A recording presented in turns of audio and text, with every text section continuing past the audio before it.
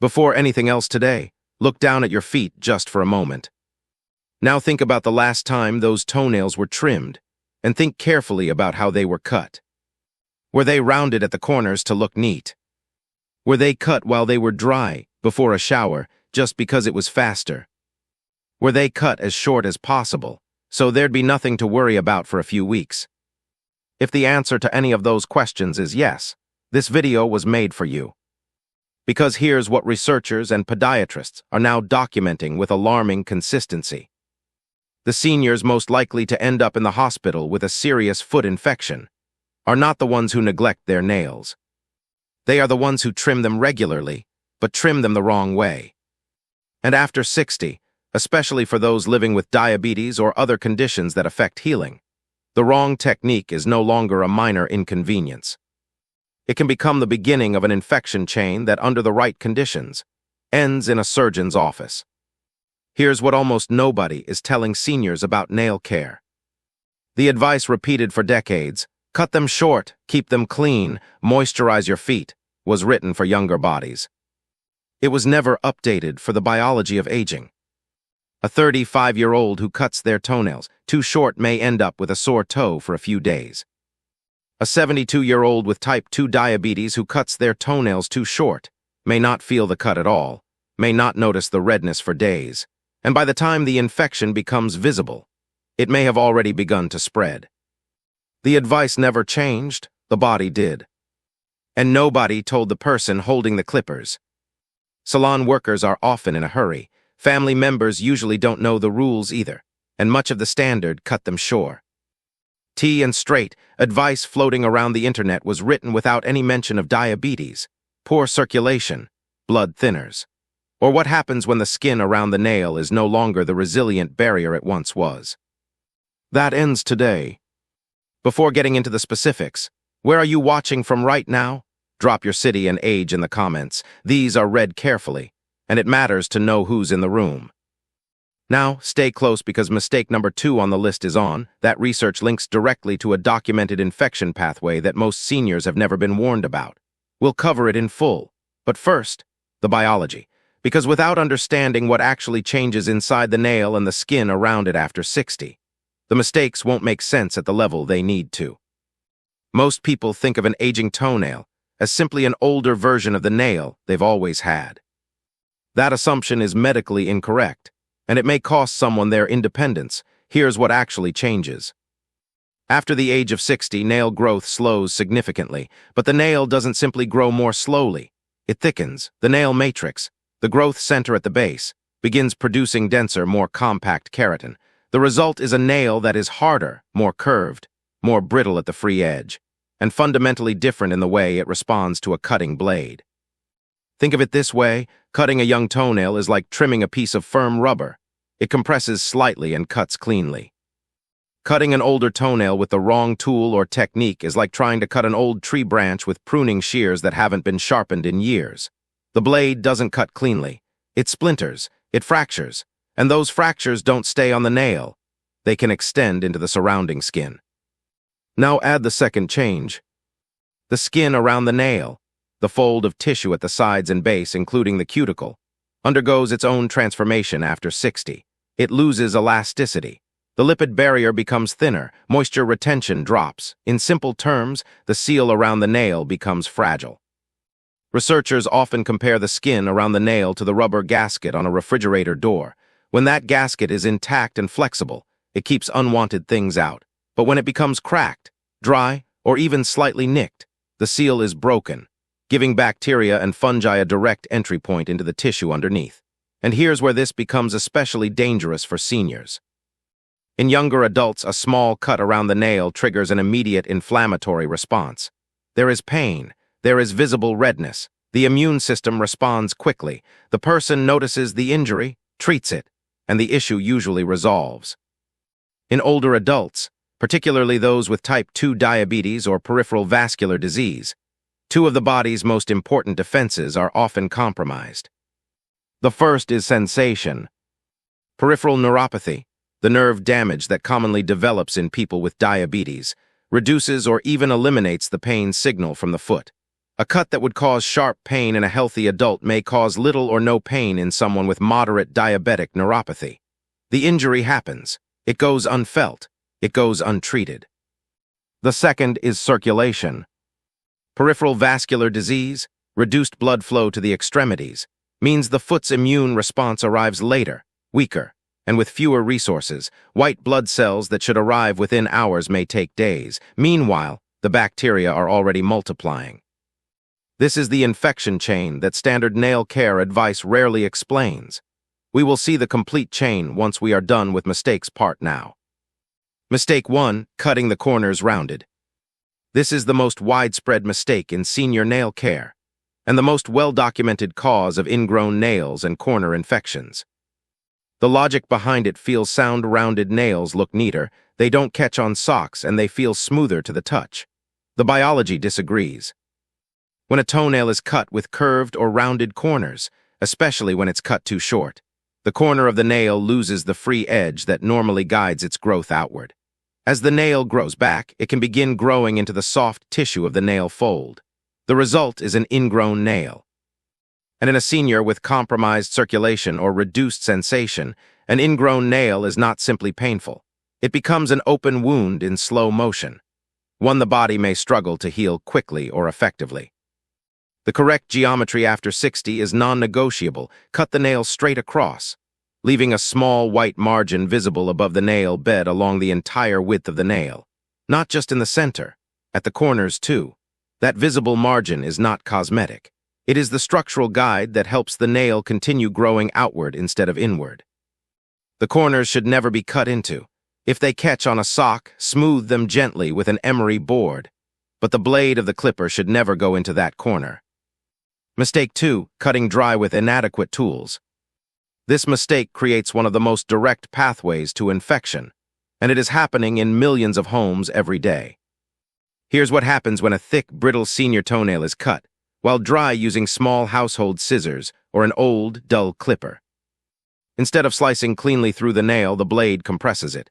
The nail fractures instead of cutting cleanly. Micro-tears can extend from the cut edge into the nail plate and down toward the nail bed. The surrounding skin is pulled and stressed, and at the corners, where the nail meets the skin, the tool may drag across the tissue instead of cutting cleanly. Most of this damage is invisible to the naked eye. It happens at the microscopic level, and that's exactly what bacteria need. The protocol recommended in podiatric guidance is straightforward: soften the nails before cutting. A 5 to 10 minute soak in warm, soapy water, or trimming immediately after a shower when the nail has absorbed moisture, significantly reduces brittleness. A softened, thick nail cuts cleanly. A dry, thick nail is much more likely to fracture. The tool matters just as much. Standard household scissors are designed primarily for fingernails. They are not built to cut a thickened senior toenail without excessive compression. The proper tool is a dedicated large toenail clipper, or, for significantly thickened nails, a nail nipper that applies controlled pressure at a precise point rather than compressing the entire width of the nail. And the tool must be sharp. A dull clipper doesn't cut, it crushes. Just as dull pruning shears splinter an old branch instead of making a clean cut. A dull blade on a thick toenail creates microscopic damage that increases the opportunity for infection. Mistake 3, skipping tool disinfection. This is one of the most overlooked steps in nail care, and one of the easiest ways bacteria and fungi are transferred from one trimming session to the next, or from one family member to another. Nail clippers, nippers, and scissors that are used and then put away can carry residual biological material on their blades, skin cells, nail debris, and if a fungal infection is present, fungal spores that can survive at room temperature for extended periods. The next trim doesn't begin with a clean tool, it begins with whatever was left behind from the last one. The protocol recommended by dermatology and podiatry experts is simple: wipe tools with 70 to 90% isopropyl alcohol, or boil them in water. Then dry them completely before every use. Not occasionally, every time. There's another important rule that almost no general health video mentions.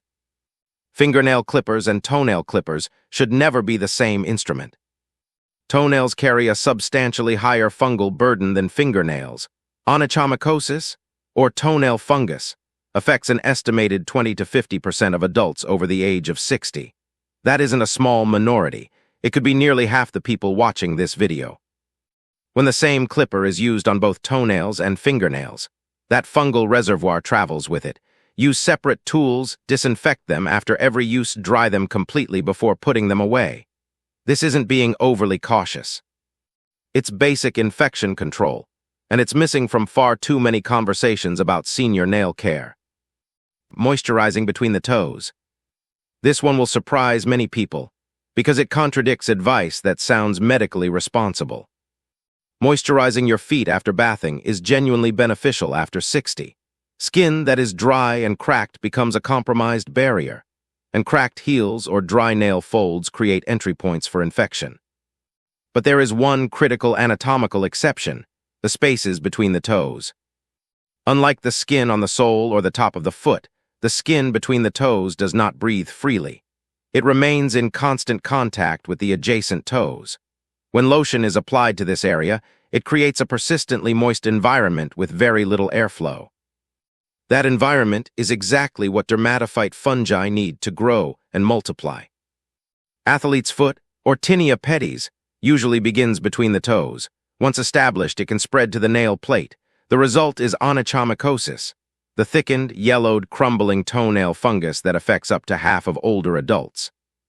But here's the part that rarely gets mentioned in discussions about nail fungus. Onychomycosis is not simply a cosmetic problem. Research published in Canadian Family Physician and indexed in PubMed Central shows that fungal nails in older adults can become a reservoir for bacteria. Those bacteria colonize the damaged nail and surrounding skin. In seniors with diabetes or weakened immunity, that bacterial reservoir can contribute to recurrent cellulitis, a spreading skin infection that requires antibiotic treatment, and in severe cases, hospitalization. The correct routine is simple: apply lotion to the sole, the heel, the top of the foot, and the nail plate itself. Then dry carefully between every toe with a clean towel. Don't rub aggressively. Gently pat the area dry and keep lotion out of the spaces between the toes. One additional note about drying. After any foot soak, the spaces between the toes should be dried completely before putting on socks or shoes. A damp interdigital space trapped inside a warm shoe for several hours creates an ideal environment for fungal growth.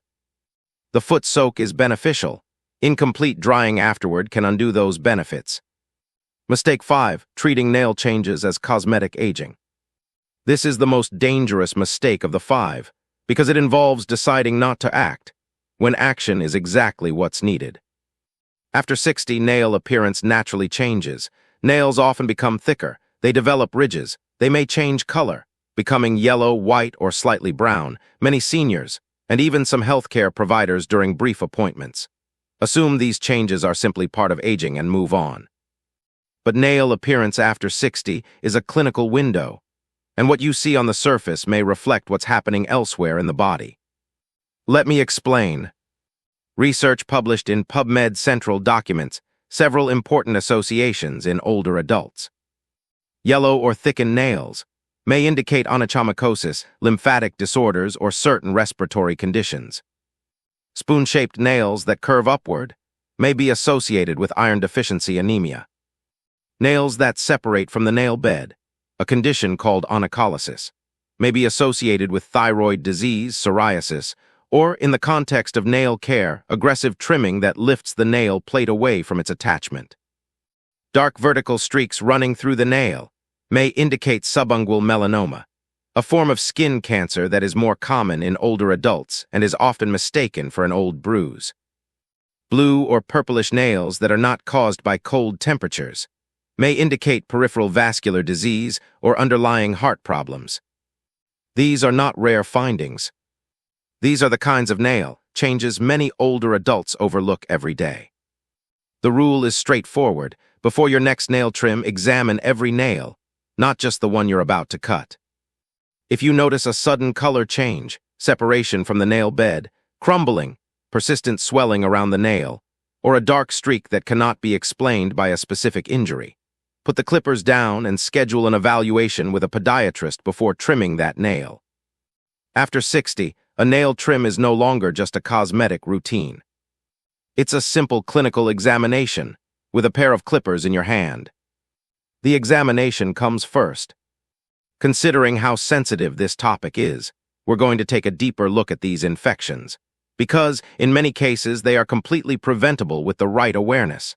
Healthcare costs are already rising because of major illnesses, and avoiding a preventable infection could save not only discomfort, but also significant medical expenses. Most nail care content, even the better versions, talks about infection risk in very general terms. Cuts can get infected. See a doctor if you notice redness. What those explanations leave out is the documented biological chain that can begin with a simple nail-cutting mistake, and in the wrong person, end with a serious medical outcome. Here's the complete chain you need to understand. Step 1, the entry event, a small cut at the corner of the nail. A microscopic tear caused by trimming a dry, brittle nail with a dull blade, a tiny nick from cutting too deeply into the nail fold. In a healthy younger adult, these injuries usually heal within a day or two. In a senior with peripheral neuropathy, there may be little or no pain, the injury goes unnoticed, and the skin barrier remains open.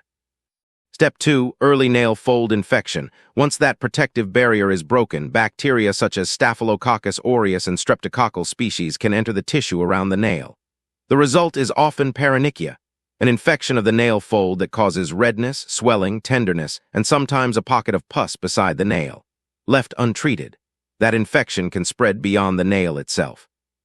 Step 3, deeper tissue involvement. In a healthy adult, the immune system responds quickly. Blood flow increases, white blood cells arrive, and the infection is often contained before it spreads. But in a senior with peripheral vascular disease, blood flow to the feet is reduced. The immune response arrives later, weaker, and with fewer resources. During that delay, bacteria continue multiplying. What began as a small infection around the nail can spread into the surrounding soft tissue, sometimes forming a painful abscess that requires drainage before healing can begin. Step 4, the hidden danger. Clinical signs such as redness, warmth, swelling, and tenderness usually become more noticeable as the infection spreads.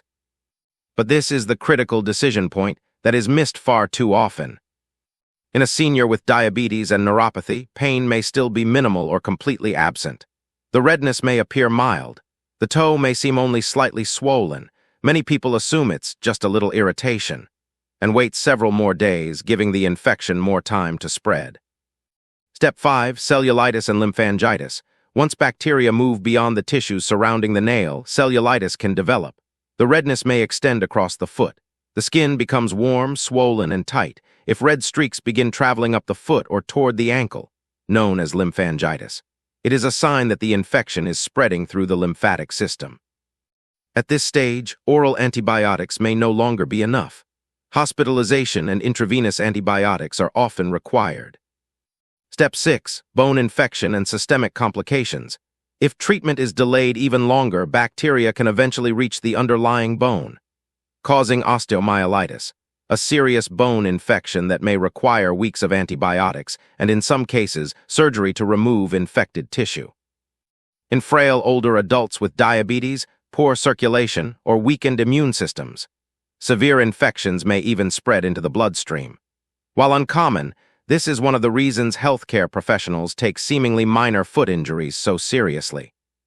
Research consistently shows that diabetes and peripheral vascular disease together increase the risk of serious foot infections and delayed wound healing after even minor nail injuries, several times compared with healthy adults. The chain you've just seen does not begin with a dramatic injury. It begins with one small trimming mistake, in the wrong foot, under the wrong conditions. That goes unnoticed long enough for each stage of the infection to progress. Here's the simple step-by-step process that you can take home from this video. An evidence-based sequence of 5 simple steps designed specifically for the biology of nails after 60. It is called the Safe Trim Protocol you should note down. Its purpose is simple, to make nail trimming a safe, preventive health habit, rather than the beginning of a preventable medical problem. Step 1, soak first, 5 to 10 minutes in warm, soapy water, or trim immediately after a shower. This is non-negotiable for thickened nails. A softened nail cuts cleanly. A dry, brittle nail is far more likely to fracture at the edge, creating the microscopic tears that allow infection to begin. Step 2. Cut straight across. Cut straight across the full width of the nail, leaving a small white edge visible above the nail bed all the way across, especially at the corners. The blade of the clipper should never enter the corner. That visible margin should always remain. Step 3. File, don't recut. Any sharp edge left after trimming should be smoothed with an emery board, filing in one direction rather than back and forth. If a corner catches on a sock, file it. Don't cut it again. Recutting corners is one of the most common causes of ingrown nails.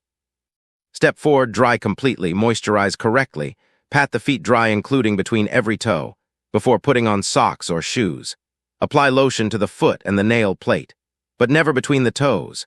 That simple distinction helps protect the skin barrier while reducing the conditions fungi need to grow.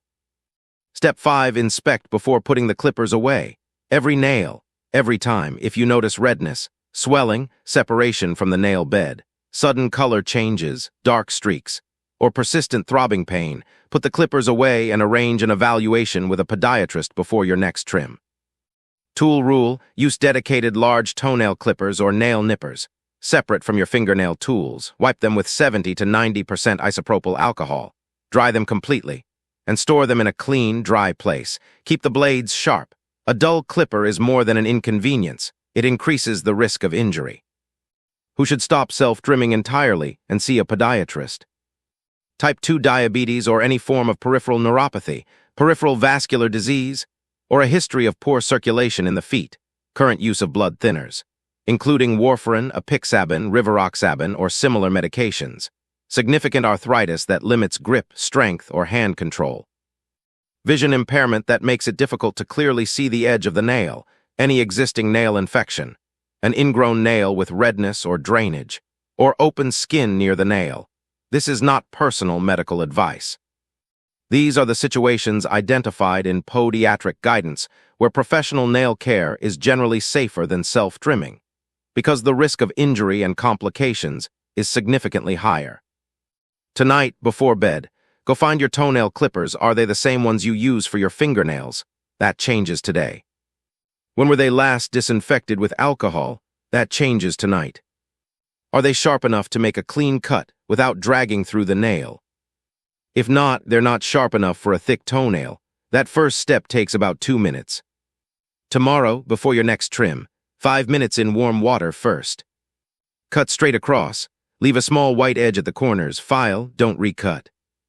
Dry carefully between every toe before putting on socks or shoes. Just a few extra minutes.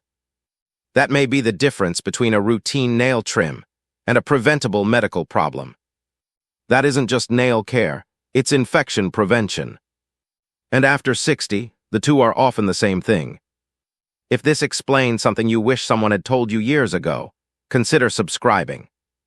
And share this with someone who has diabetes, takes blood thinners, or has ever said, "I cut my nails as short as possible so I don't have to think about them." It could help them avoid a preventable problem. None of what you've learned today requires expensive equipment or a medical degree. It simply requires the right technique at the right time, with an understanding of how nails and skin change after 60. That awareness begins today.